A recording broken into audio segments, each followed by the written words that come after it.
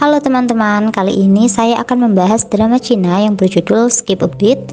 Drama ini menceritakan tentang Gui. Dia merupakan seorang CEO dengan kepribadian yang tidak bisa ditebak. Jadi dia juga memiliki kelainan jantung dan dia sempat melakukan transplantasi jantung gitu.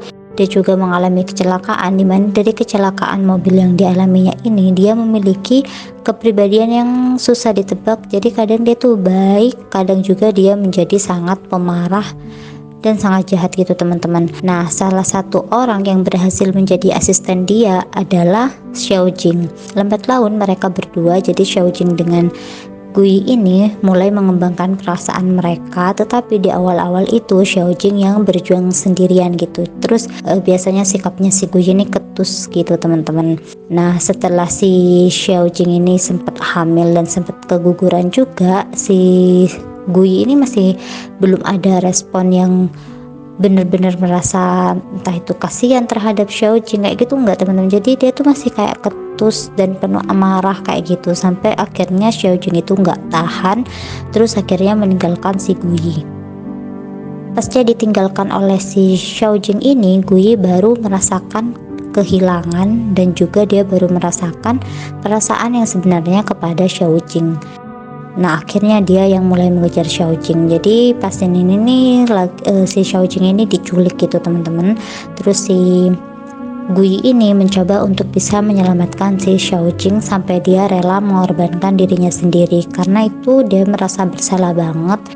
Dia ingin menebus semua kesalahan dia kepada Xiao Jing selama ini, karena dia tuh dingin banget kepada si Xiao Jing itu. Xiao Jing ada masalah atau ada kendala apapun, dia tuh kayak bodoh amat gitu teman-teman. Jadi Xiao Jing itu awalnya sakit banget karena ada dan tidak adanya Gui ini kayak sama aja gitu. Makanya di sini Gui pengen menebus itu semua. Dia sampai rela mempertaruhkan nyawanya untuk bisa menyelamatkan si Xiao Jing.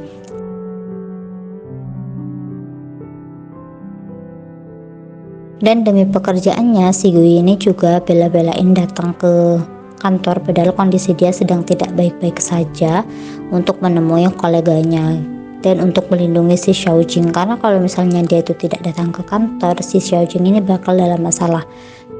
Namun teman-teman, ternyata si Xiao Jing ini memiliki motif tersembunyi ketika dia menjadi asistennya si Gui. Jadi dia tuh nggak murni tulus gitu loh mau jadi asistennya Gui. Dia juga mendekati Gui ini nggak setulus itu, ada maksud tersembunyi, terus ada motif ingin balas dendam juga gitu. Pokoknya kayak rumit gitulah. Hingga suatu ketika pas awal-awal si Xiao Jing ini meninggalkan Gui, jadi kan ketika si Gui mulai mendekati Xiao Jing ini mulai menolak gitu teman-teman. Jadi dia kayak membalaskan dendam ketika dia didiamkan dulu sama si Gui ini. Si Gui itu sampai frustasi banget, apalagi dia tahu kenyataan siapa orang yang mentransplantasikan jantung kepada dia. Itu bikin dia tambah sakit gitu. Dan ketika di rumah sakit pun, ketika sadar si Gui ini lari teman-teman, kabur dari rumah sakit, dan dia sempat-sempatnya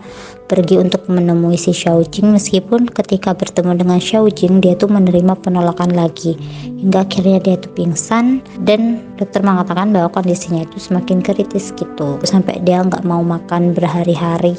Dia stres banget, gak mau keluar kamar berhari-hari, dan dia merasa bahwa hidupnya yang sekarang itu bukan hidupnya dia lagi, sampai dia ada cekcok kecil gitu sama ibunya. Si Xiao Jing sebenarnya juga sudah memiliki perasaan yang benar-benar tulus, bukan karena ingin balas dendam gitu teman-teman, namun karena si ibunya Gui juga sikapnya seperti itu dan dia tuh denial gitu teman-teman. Jadi di satu sisi dia itu ingin membalaskan dendam, tapi di sisi lain dia sudah mulai memiliki perasaan yang tulus kepada si Gui ini gitu. Oke teman-teman, mungkin segitu dulu dari aku. Terima kasih banyak. Bye bye.